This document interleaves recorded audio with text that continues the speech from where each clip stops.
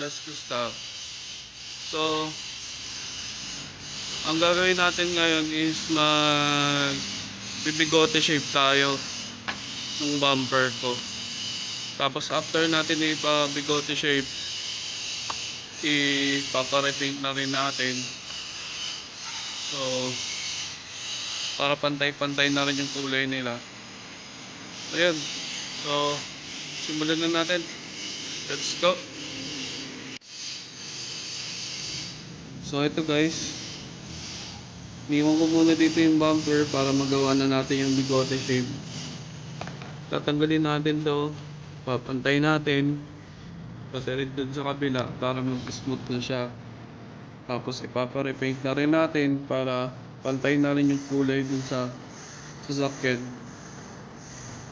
So, simulan na natin. Ayan, chinek ko rin yung muna niyang paint. Pero babaklasin nyo na rin to. Dahil ang bilis na siya matanggal eh. Kasi yung spray film rin eh.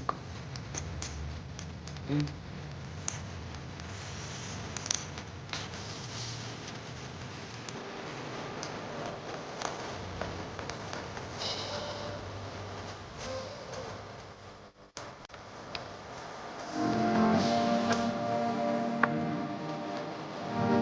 baklasan rin muna natin to. Then, saka natin pantay yun sa doon.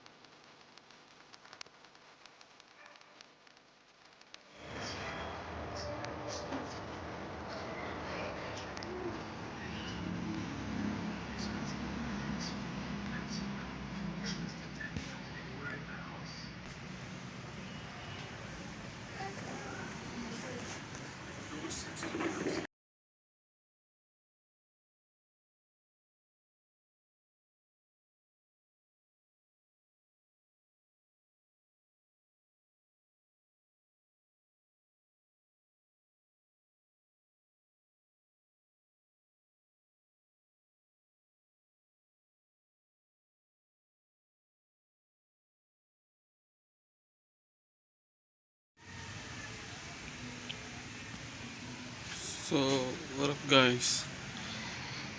Ito, tanggal na natin yung pintura niya dito sa original.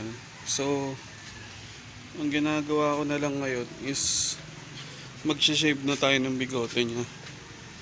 Yan, pero ibang paraan.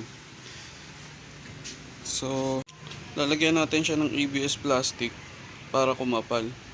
Para pag nagpantay na siya dito, pagpantay na yan, tsaka natin ipapantay yung dito sa gitna niya. Kumbaga wala tayong bubutasin. Tatakpan lang natin para mas tumibay siya. So, ayan. Pati yung dito, ayan, oh. Takpan ko na rin to eh. Kasi, ililipat natin yung sa plaka niya. Tatakpan din natin to. Kumbaga, magiging malinis lang tong harap. Clean look lang, walang bigote. Ayan. Sa kabila wala pa. Ito pa lang yung natatakpan ko. Yan. So, ang gamit ko ngayon is itong ABS plastic. Tsaka itong heat gun. Para centralize yung init niya. Kaya may ganyan. Yan, oh. Takip na yan. ABS plastic din kasi ito eh. So, bumili ako ng ganito sa Shopee. Yan, para lutuin. Tatakpan lang natin yan. Medyo smooth na yan, oh. So, wala akong problema pag nalagyan siya ng masilya. Kahit di ganun kakapal. Pati rin yun dito. Kaya gusto ko siya ipantay. Kasi ang alam ko, Yung ibang method ng ganito, is tinatakpan lang yan ng masilya. Pag natakpan na ng masilya, parang ilang weeks lang, ano ulit yan, magka-crack. Madali na matanggal yung masilya. So ang gagawin natin, ABS plastic lang. Para sure siyang hindi na mabibitak. Pakita ko lang sa inyo kung paano ko ginagawa.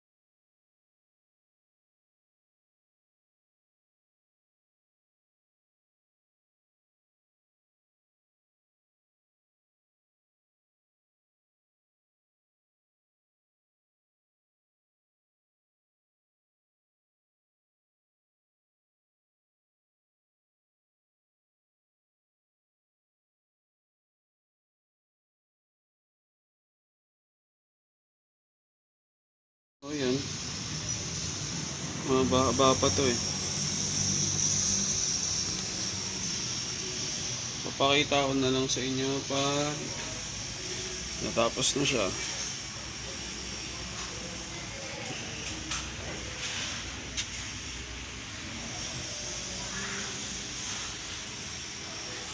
So ayan, yung plastic na itim na yun, halos pantay na dito sa kaha.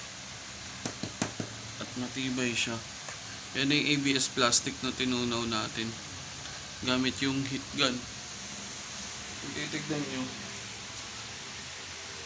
almost pantay na rin siya. Tapos tsaka natin to babawasan itong nasa gitna. Yan, wala na yan. Yung sa gitna. Papakita ko kung paano ko ginagawa